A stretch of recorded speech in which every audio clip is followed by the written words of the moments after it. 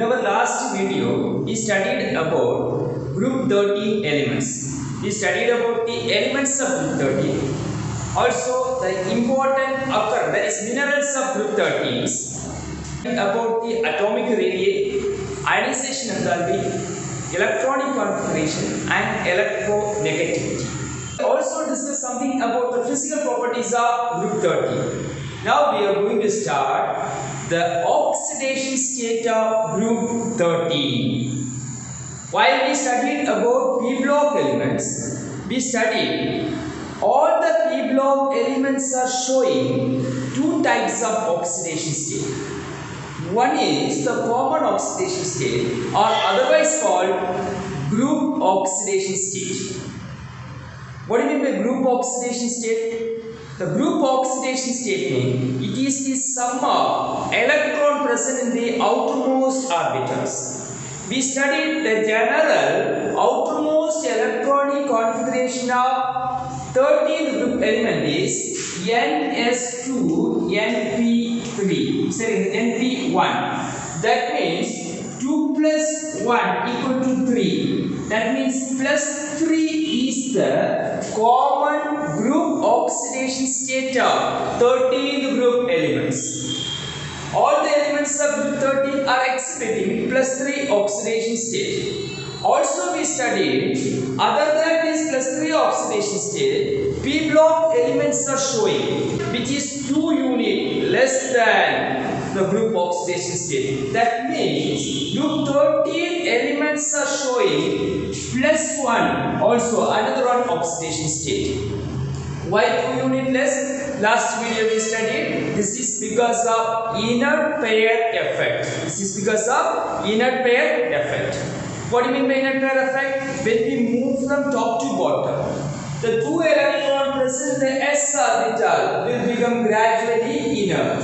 Only the electron present in p orbitals are involved in bonding. That means when we move from top to bottom, the electrons are present.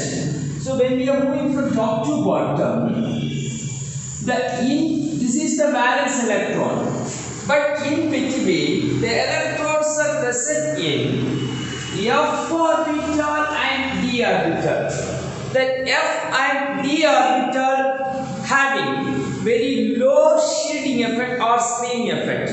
Because of the very low screening or shielding effect, attract the valence electron more strongly. Because of that, only the electron present in p orbitals are involved in bonding. Due to inert pair effect, the stability of plus 3 oxidation state goes on decreasing on moving down the group. When we have moved down the group, the stability of plus 3 oxidation state decreases. Whereas the stability of plus 1 oxidation state increases when we move down the group. On moving top to bottom, the stability of plus 3 oxidation state decreases, whereas the stability of plus 1 oxidation state increases. This is because of the inert pair effect. Boron is a very small one. Since the distance between the nucleus and the valence electron is low, it attracts all the electrons strongly. That means losing of electron from boron is very difficult. In other words, the sum of first 3 ionization enthalpy of boron is very high.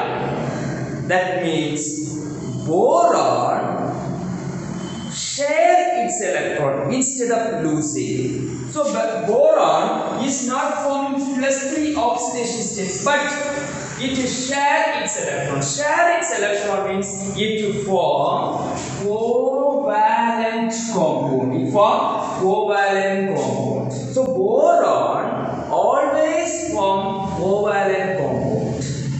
Why? Due to its small size, boron share its electron, or it can't form plus 3 oxidation state. It only can form covalent compound. In otherwise, the sum of first three ionization enthalpy of boron is very high due to its small size. Due to that, boron always form covalent compound. So, we studied group 13 elements having plus 3 and plus 1 are the common oxidation state. The stability of plus 3 oxidation state decreases on moving down the group. Plus 1 oxidation state increases on moving down the group. All these are because of inert pair effect. In plus 3 oxidation state, compounds are mostly covalent in nature.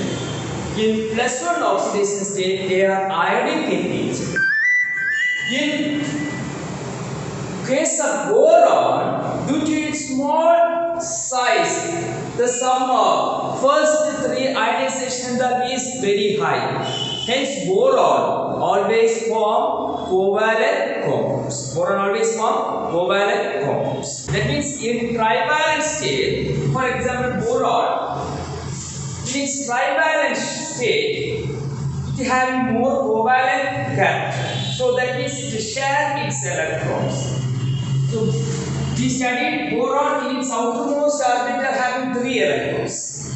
So it will share its electrons with the 3 chlorine atoms. Just to see 3 chlorine atoms and form BCl3 in covalent form. So here covalent bond is formed between boron and chlorine. That means boron share 1 electron, chlorine share 1 electron.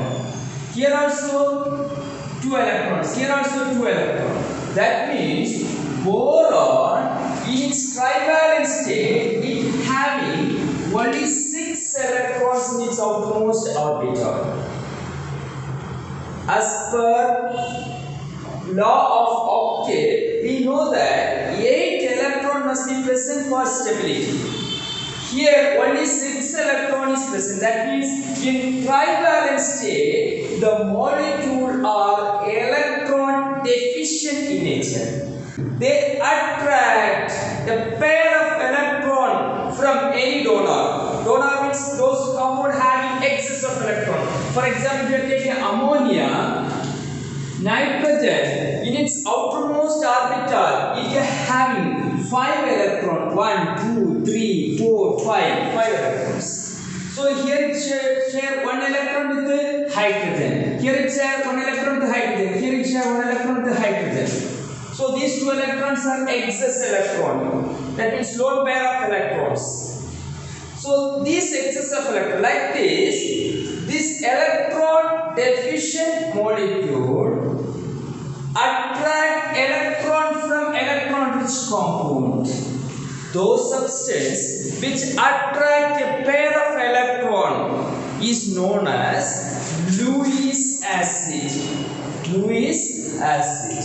That means in trivalent state, the molecule acts as a Lewis acid. Chemical properties of group 13 elements.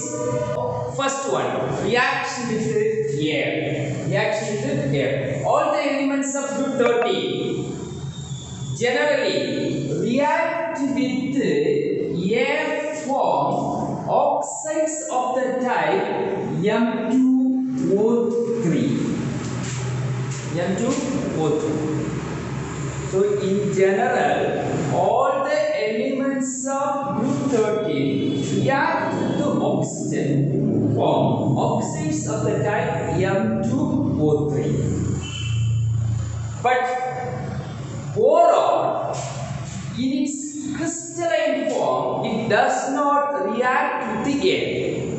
This is because of its strong crystalline arrangement.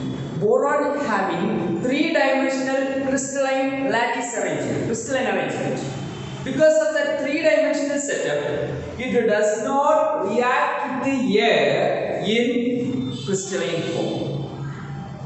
Aluminium is otherwise called self-protective metal. That means because of the aerial oxidation, when it is coming out from the factory, immediately it reacts with atmospheric air and form a thin oxide layer on its surface. Due to the presence of that oxide layer, further attack by air or anything is not possible. That is why aluminium also normally does not react with the air. But this boron and aluminium in its amorphous form, which form? Amorphous form, it reacts with the air, form oxide of the type, that means boron form B2O3 and aluminium form Al2O3. Oxide of boron is acidic in nature, whereas the oxide of aluminium and gallium are amphoteric in nature. But the oxides of indium and thallium are basic in nature. Oxides of indium and thallium are basic in nature. Reaction with acid and alkalis. Boron does not react with acid and alkali even at high temperature also. It does not react. But aluminium react with acid as well as alkalis. Since it can react with acid and alkalis, it is amphoteric in nature. Aluminium is amphoteric. Explain. With an example means you have to write these two equations. So when aluminium reacts with HCl, we are getting aluminium chloride. Similarly, aluminium when react with alkali, also we get some complex. So that means aluminium react with both acid as well as alkali. Hence, aluminium is amphoteric in nature.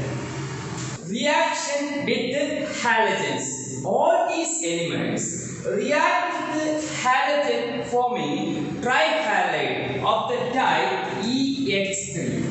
So all these elements react with the halogen form halides of the type EX3. Among that, aluminium halide AlCl3.